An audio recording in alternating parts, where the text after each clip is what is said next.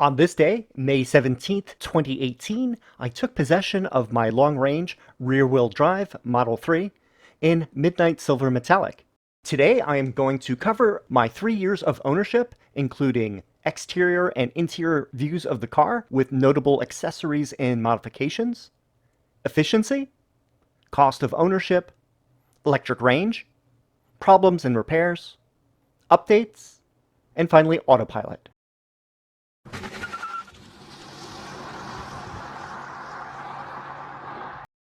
I'll start by saying I picked this as one of my favorite spots near my house, one of the many solar farms in my area. My car's exterior is in pretty good shape. I had it detailed and a paint correction done a few hours after I first picked up the car. I had a full front OptiCoat paint protection film installed.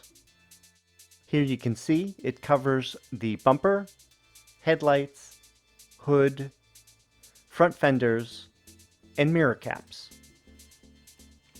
This has helped a lot in the last 3 years by keeping the front of the car free of rock chips, and it makes cleaning bugs off much easier. In addition, I had ceramic coating applied to the rest of the car's paint. This has basically acted like a wax that keeps it shiny for a couple years. For an entire year, my car was outside under trees before my garage was built. And I had a 2-year checkup last year with my detailer, and he fixed any issues and applied another coat of ceramic. My windshield has had a share of rock chips from highway travel. None of these have caused any cracks so far. You can see some from this angle of video. The exterior and interior mods are mostly aesthetic and some are functional.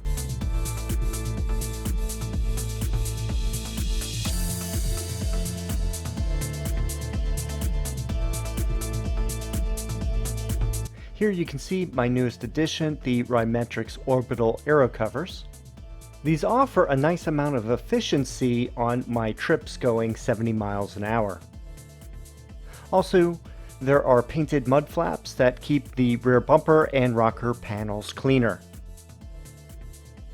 One thing I didn't do was tinted windows. I had tinted windows on my last car and I didn't care for the limited view at night. It also caused reflections in the windows at night that were distracting. Plus, I really don't think it looks any better to me. Plus, I park in a garage at home and at work, so it's not much of an issue getting into a really hot car. Let's check out the inside of the car now. On the door buttons, I covered the piano black with brushed metal vinyl wrap. It's so much easier to keep clean. And I also added metal speaker covers over the plastic that can easily get damaged. And I like the look too. Inside, I added aluminum pedal covers and put in TuxMat all-weather mats. The mats are great in the winter for holding snow and mud and keeping it from getting on the carpet. I could probably take them out for the summer. Even after 3 years, the seats are holding up well. I wasn't sure how vegan leather, which is really polyurethane, would work. The surface feels soft and I haven't had any problems with scratching. There is one area that has a little wrinkle wear left of the driver's side where the lower cushion meets the upper cushion. This tends to get wear on most cars since you slide out of the seat when entering or exiting. The armrest is covered in the same material and I find it gets fairly dirty, and I use damp microfiber cloths to clean the interior. I don't bother with Armorol or any of those other types of chemicals. I first covered the console area with brushed metal vinyl wrap for the first year. Then I got bored of it and I removed it and installed these real carbon fiber pieces to the console doors and cup area. Since the carbon fiber can block the keycard signal, there is a small rectangular section that uses vinyl wrap so that the card still works. Here's the dash, and I had vinyl wrapped this area from the beginning to cover the wood. I even had a fake carbon fiber cap on for a while. I installed a real carbon fiber cap over the wood dashboard area. The real carbon fiber has such a nice look that's really 3D and looks cool. It's glossy, but I haven't had any problems with reflections. The last area I put real carbon fiber is on the steering wheel accents. I felt it was too plain with all that black plastic. If you open the console doors, you can see the tray insert that is handy for sunglasses and pens. It is a limited edition made by a Tesla message board person and their family. There are similar ones available on Amazon and eBay. I also added a wireless charging dock, which is actually standard now on new Model 3s. Underneath is a very large storage bin that I like to keep my tissue box and game controller out of the way. On the back of the storage bin, I have a USB hub and storage box for my SSD that's used for Sentry Mode, Tesla Cam, as well as a partition for music. Up near the roof, I have a metal grill for the immersive speakers. And there is a view of my 4K dashcam. Opening the rear door reveals another speaker grill cover, as well as brushed metal vinyl wrap on the door controls. The Tux Mat all-weather mat for the rear seats is one long piece that fits nicely under the front seats and up to the bottom of the rear seats. As you can see, the back row of seats are still in great condition.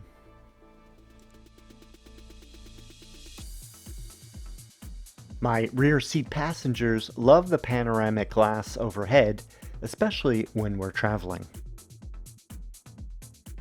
The ability to fold down the seats for more storage space has come in handy for moving large items.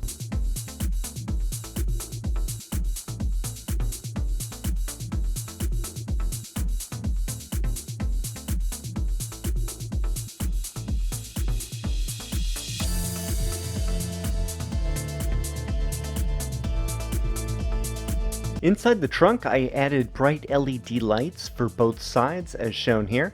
This really improves the view of the trunk area at night.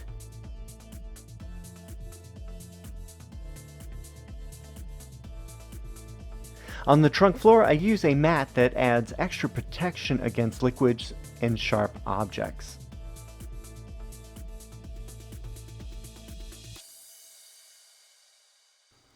Underneath the trunk false floor, there's quite a bit of storage space. I permanently keep a Coleman Stacker cooler, one of my first additions to the car. I also keep shopping bags and a windshield sunscreen in there too. On the left side cubby, I have an accessory that makes it deeper and even more useful. In that area, I keep my tire inflator, jack pad adapters, cleaning supplies, aero wheel, center caps, nut covers, and a towel on top. On the roof of the trunk, I installed a fabric piece that covers the bare metal, providing a nicer look and some sound deadening. There's also a grocery bag hook on the far right. I drove a cumulative 36,088 miles over the time I've owned my car, which was roughly averaging 12,000 miles a year. I did 14,000 a year the first 2 years, but due to the pandemic, only 8,000 miles were driven in 2020. That was a lot less than usual. If I use the totals in Scan My Tesla app, I can calculate how many kilowatt hours were used. Adding up the DC charge and AC charge numbers will give me a total of 10,312 kilowatt hours. Using the drive total gives me 8,869 kilowatt hours of electricity, which leaves 1,443 kilowatt hours that were used by the car while stationary. This includes any charging losses within the car, and also heating and cooling of the battery pack for optimal temperatures, and other systems in the car like Sentry Mode.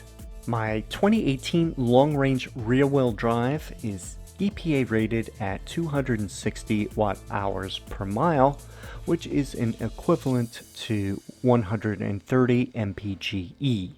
For my 3 years of driving, I get an overall 243 watt-hours per mile, which is equivalent to 138 mpge, which is pretty good. If I include charging losses and stationary energy use, it becomes 286 watt-hours per mile, or about 118 mpge. I did use some local free AC charging, but for simplicity of calculations, I will assume all AC charging costs $0.1325 per kilowatt hour, which includes electricity, renewable credits, and tax, which is what I pay for my home's electricity. I never tracked my AC charging to determine what was free versus what I paid for at home. Free was definitely a small percentage. DC charging is much easier to track since I have receipts from Tesla. This is the purchase cost of my car. Removing the tax credit, the final cost is $45,260. These are the running costs for the 3 years that I've owned the car. Note the maintenance amount includes tires at $528, 3 sets of cabin filters at $108, wiper blades at $82, and 2 gallons of washer fluid at $6. If I include the loan principal and interest payments, the total cost of ownership is $23,462.42 for 3 years, or $7,820.81 a year, or $0.65 per mile. My current range is 300 miles at 100% charged. Not bad considering that the rated range when I purchased it was 310 miles. This has varied a bit over the last 3 years. I started at 310 miles, and that lasted for almost a year. Then my range steadily decreased to a low of 284 miles. Then last year it started to go back up again at 30,000 miles in November, and to a high of 313 miles. It has since drifted down to 292 in February and is trending back up at 300 miles where it is right now. This chart from iOS Stats shows the changes in range over the last 10,000 miles. The highs don't always seem to correspond with better weather either. When I first got my car, phantom drain, which is when the car is sitting idle and unplugged and loses energy, was quite high. It could lose 10 to 15 miles of range per day. Fortunately, over time with updates, the phantom drain has been minimized. Recently, my car was unplugged for 2 weeks and it only lost a couple percent of range. If you're leaving your car unplugged and unused for a while, it's a good idea to turn off SentryCam and don't use the Tesla phone app if you can. Not everything was perfect with my Model 3. Over the 3 years, it needed 4 service center appointments and 4 mobile service visits. I have received great service from both the service center and mobile techs. Mobile tech visits to your house or place of work do take a lot of the inconvenience out of repairing things. Since all my repairs have been covered by warranty, there have been no out-of-pocket costs to me. Sadly, I've never owned a car with this many trips to service in the first 3 years.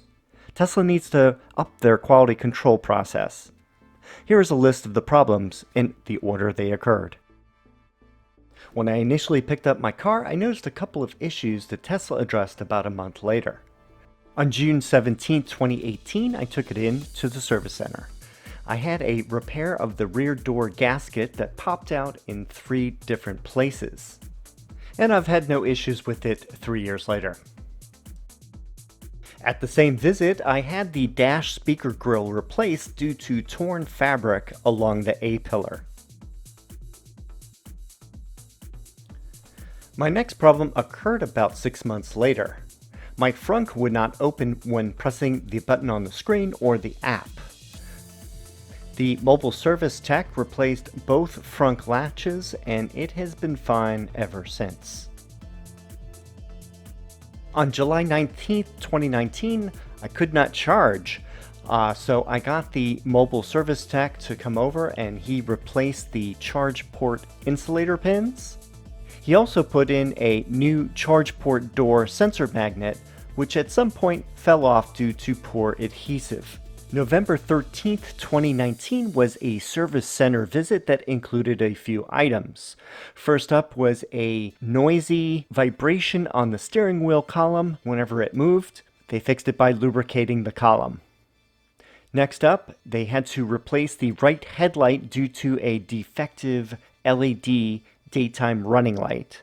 And the third, which was the most serious, was to fix a water leak in the trunk.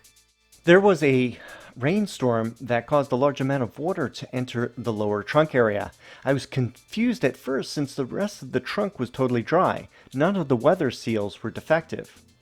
The cause of the problem was improper welding of the lower trunk floor. Service filled in this area with caulk all along the seams. So far, I haven't had any issues since it's been repaired. July 2nd, 2020, I had to go to the service center to replace a broken super bottle. This is an important part of the coolant system, and the car needed immediate service. On August 7th, 2020, I had a mobile service visit to replace the broken glove box, which had a problem with the latch not working. On January 22nd, 2021, I had mobile service replace the driver's front door check strap, which was causing an annoying creaking sound when opening or closing. And lastly, on May 3rd, 2021, I went to the service center to replace the included mobile connector due to GFCI errors. I had my backup mobile connector and it worked fine, so it wasn't the outlet that was causing the problem. While some of the repair items were minor, two I consider important since they could keep me from using the car, that being the charge port not working and the super bottle breaking. One of my favorite things about the car are the over-the-air updates to the car's system software. This includes everything from bug fixes to entirely new features of the car. Timing of these updates can vary from every couple weeks to every couple months. Major items my car received over 3 years include rear heated seat controls, rain sensing wipers, SentryCam, Tesla Cam, side camera views and reverse and camera mode, LCD screen visualization changes, infamous fart mode, Tesla theater and video games, among other features.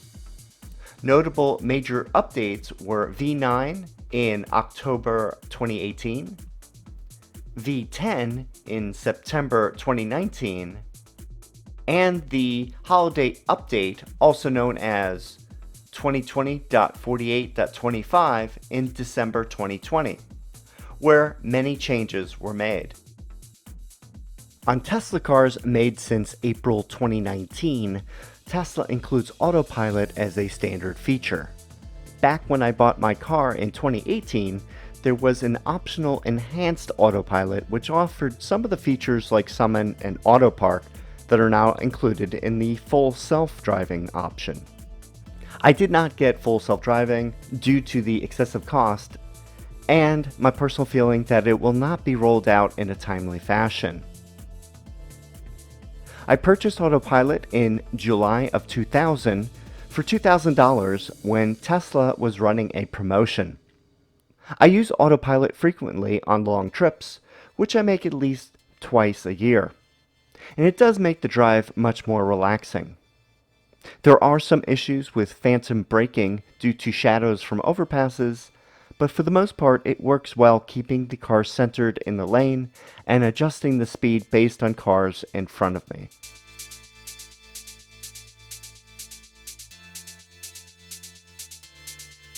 While not perfect, I have definitely enjoyed owning and driving this car over the last 3 years.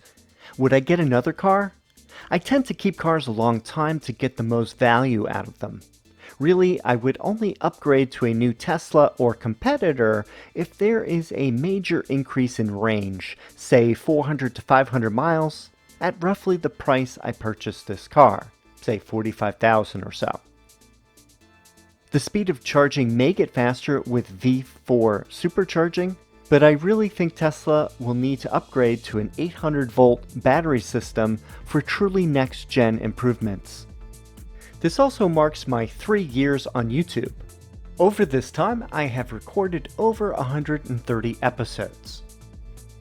As I mentioned, I keep cars a long time, so this is not a channel where I get a new Tesla every year.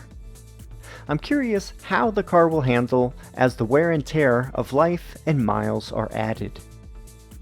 For anyone new to the channel, I have many playlists of videos that are helpful and have information organized by category. For example, system software, battery pack, wheels and tires, interior, exterior, service items, and more.